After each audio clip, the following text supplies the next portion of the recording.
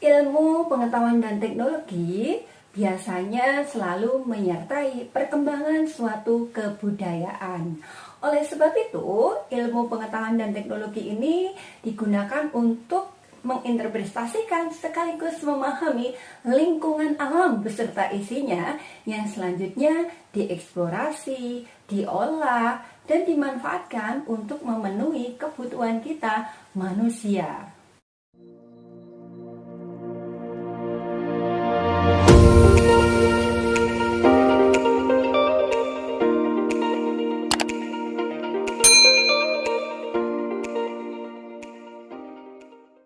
Assalamualaikum warahmatullahi wabarakatuh.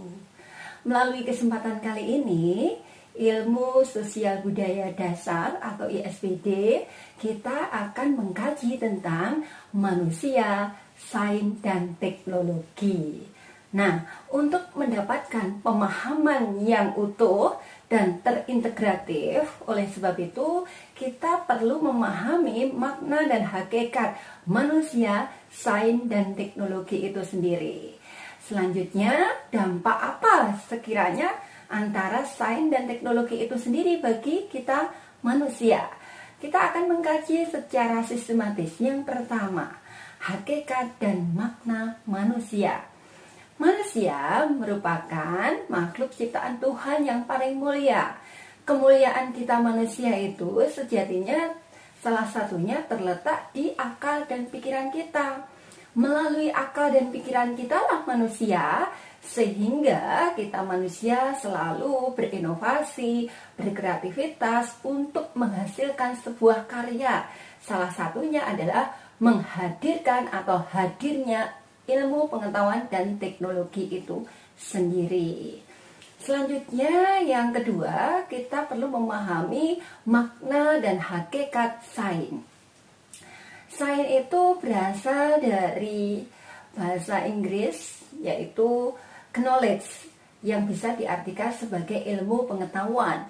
Ilmu pengetahuan merupakan pengalaman yang bermakna yang dimiliki oleh setiap kita manusia yang bertumbuh sejak kita dilahirkan. Selain itu, sains juga berasal dari bahasa Latin, yaitu scientia.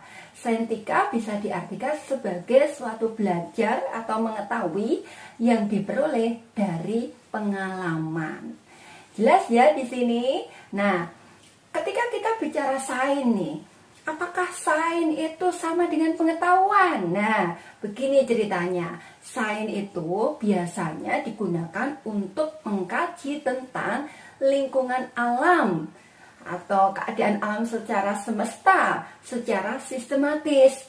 Jadi artinya sains ini tidak berangkat hanya sekedar dari fakta-fakta, teori-teori atau faktor-faktor, tetapi harus melalui berbagai sistematika pengkajiannya. Jadi dengan demikian, tidak semua ilmu pengetahuan itu bisa kita katakan sains. Tetapi kalau sains itu pasti bisa dikatakan ilmu pengetahuan. Begitu ceritanya. Semoga bisa dipahami ya dari sini. Nah, ketika kita bicara tentang sains ini ya, memang kehidupan kita manusia tidak bisa terlepas dari hadirnya sains dan teknologi ya.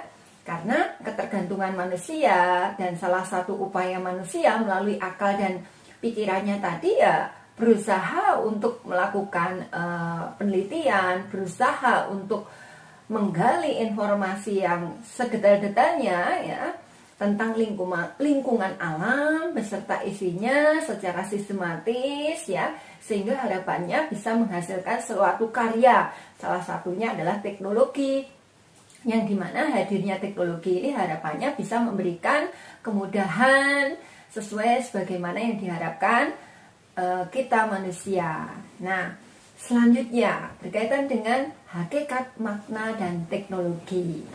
Teknologi ini sejatinya tidak ada sebuah istilah yang spesifik, tetapi teknologi ini bisa dikatakan sebagai transformasi adanya sains dan ilmu pengetahuan itu sendiri. Jadi kita mungkin pernah mendengar sebuah kalimat, Apa artinya hadirnya sebuah pohon tanpa buah? Ya, sama dengan begini logikanya, berkembangnya ilmu pengetahuan, tapi kalau tidak ada outputnya berupa teknologi, ya bagaikan pohon yang tak berbuah. Ya, nah begitu juga sebaliknya, gitu kan? Sesuatu yang bisa jadi kemungkinannya tipis, banyak buah tanpa pohon. Nah, di sini artinya teknologi ini memang dihadirkan oleh kita manusia melalui akal dan pikirannya itu, pikiran kita maksudnya, sehingga perkembangan teknologi ini memberikan kemudahan, kelancaran dari hasil karya, upaya ya, penciptaan yang dilakukan oleh kita manusia. Nah, perlu kita pahami bersama bahwa ilmu pengetahuan dan teknologi ini nilai gunanya sangat berkaitan dengan norma, nilai, hukum yang ada. Karena apa? Pasalnya ilmu pengetahuan dan teknologi ini ketika tidak mengindahkan nilai norma hukum yang ada, maka yang bakal terjadi justru hadirnya ilmu pengetahuan dan teknologi ini akan berdampak bahaya ya, sekaligus buruk bagi kehidupan kita manusia. Nah, begitu juga manusia tanpa perkembangan atau hadirnya teknologi atau menolaknya teknologi justru mencerminkan kemunduran itu sendiri ya. Mau tidak mau kita harus adaptasi ya. Tetapi adaptasinya kita terhadap ilmu pengetahuan dan teknologi yang ada tentu harus diimbangi dengan nilai guna, mengikuti aturan main dari norma ya, hukum yang berlaku ya. Nah, selanjutnya yang ketiga yaitu dampak positif dan negatif dari sains dan teknologi. Sebenarnya ketika kita mengkaji tentang dampak positif dan negatif dari kemajuan ilmu pengetahuan dan teknologi ini luar biasa.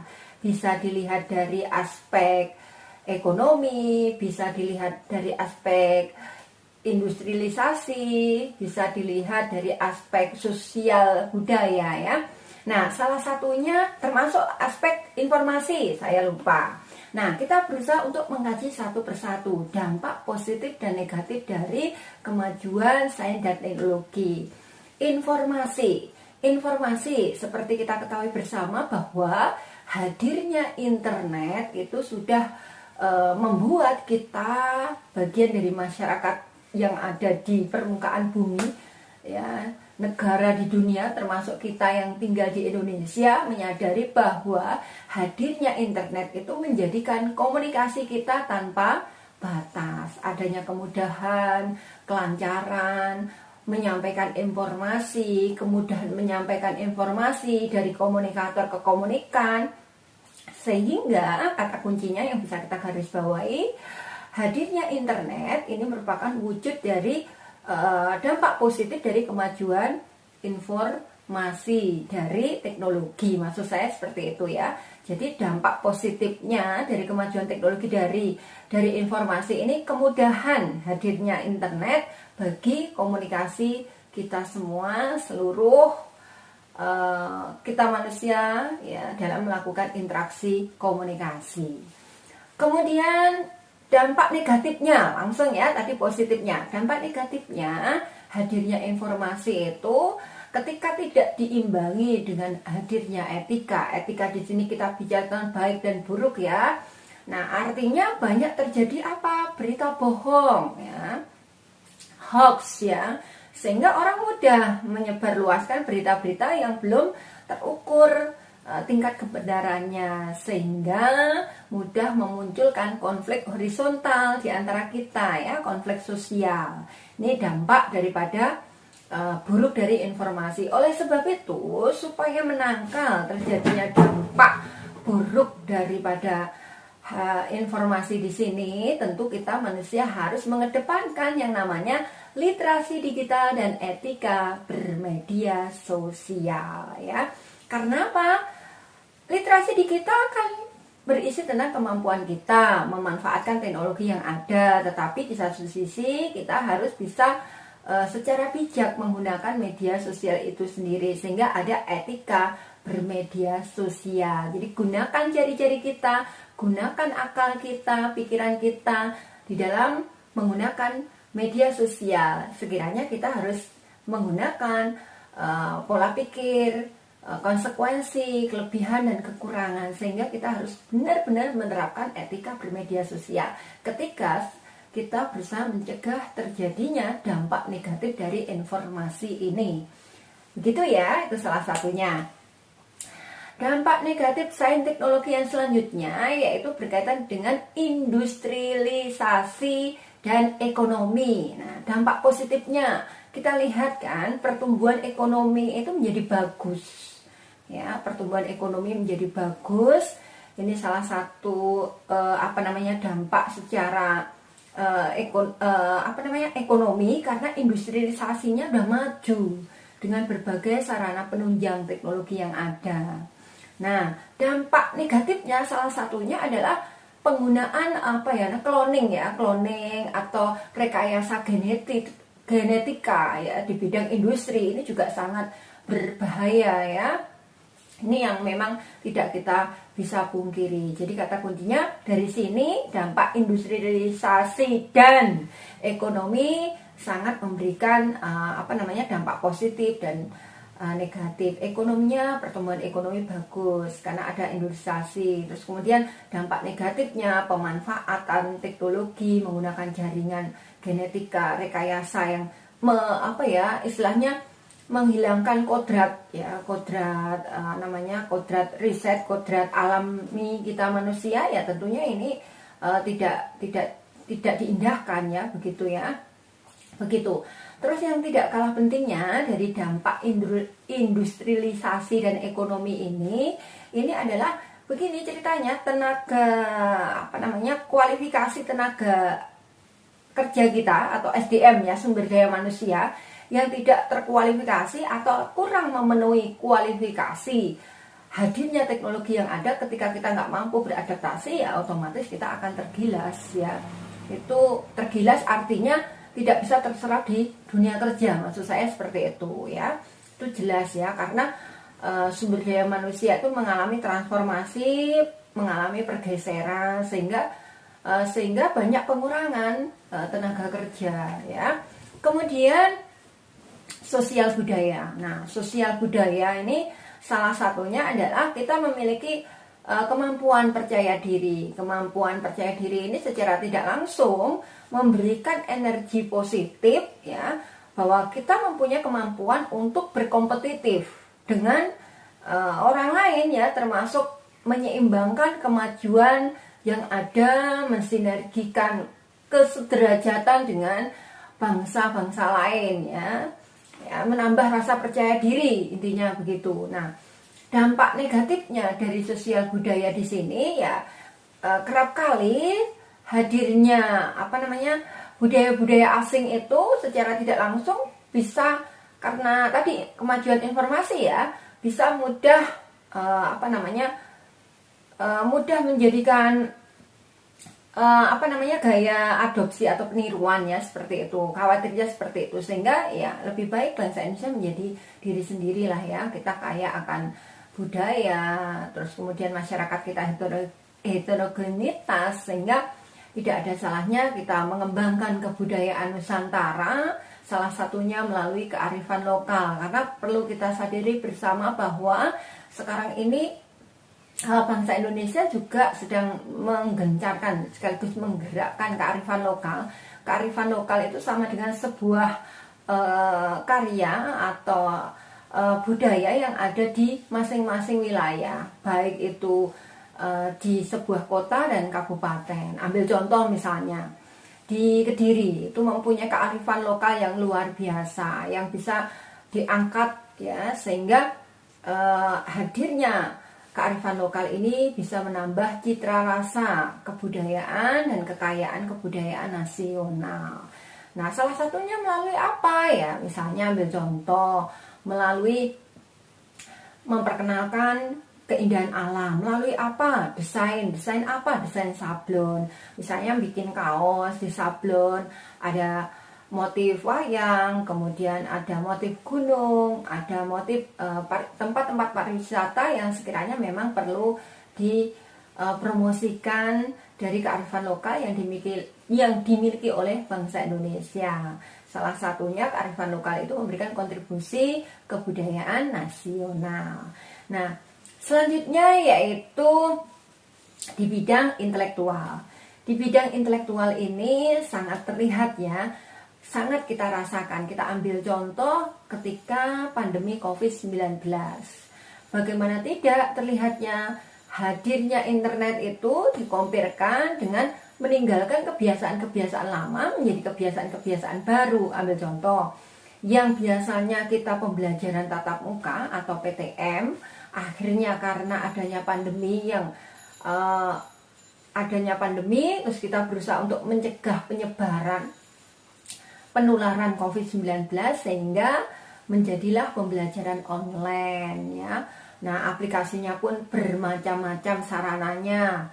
Bisa ya seperti yang teman-teman sekarang gunakan ya, mulai menggunakan Google Meet, menggunakan Zoom. Nah, ini salah satu bentuk bukti bahwa di bidang intelektualitas banyak hal-hal yang lama yang sekarang ini kita lakukan menjadi hal yang baru begitu.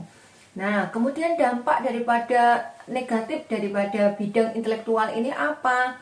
Nah, dampak negatifnya yaitu salah satunya unsur kedekatan antara pendidik dengan peserta didik itu secara psikologis otomatis mengalami pengurangan karena ada faktor pembatasan sosial ini, ceritanya begitu. Nah, mungkin teman-teman peserta mata kuliah atau pembelajaran ilmu sosial budaya dasar ini bisa lebih menambahi apa yang saya contohkan. Tetapi kurang lebihnya memang ketika kita bicara manusia, sains dan teknologi itu memang mempunyai hubungan yang sangat erat dan saling mengisi, sehingga keterlibatan atau hadirnya sains dan teknologi ini seperti di awal saya katakan, sesuatu yang tidak bisa ditinggalkan dari kehidupan manusia, dan selalu hadirnya sains dan teknologi ini menyertai perkembangan suatu kebudayaan. Nah, seperti itu yang bisa saya jelaskan. Semoga teman-teman di sana bisa memahami apa yang saya sampaikan, dan selebih dan sekurangnya bisa dipahami melalui berbagai media ya. Media membaca ya, artinya media literasi baik digital itu sebagai sarana penunjang kita pertemuan kali ini melalui konten kreator pembelajaran kali ini. Begitu saja dari saya, selebih dan sekurangnya saya mohon maaf. Terima kasih dan wassalamualaikum warahmatullahi wabarakatuh.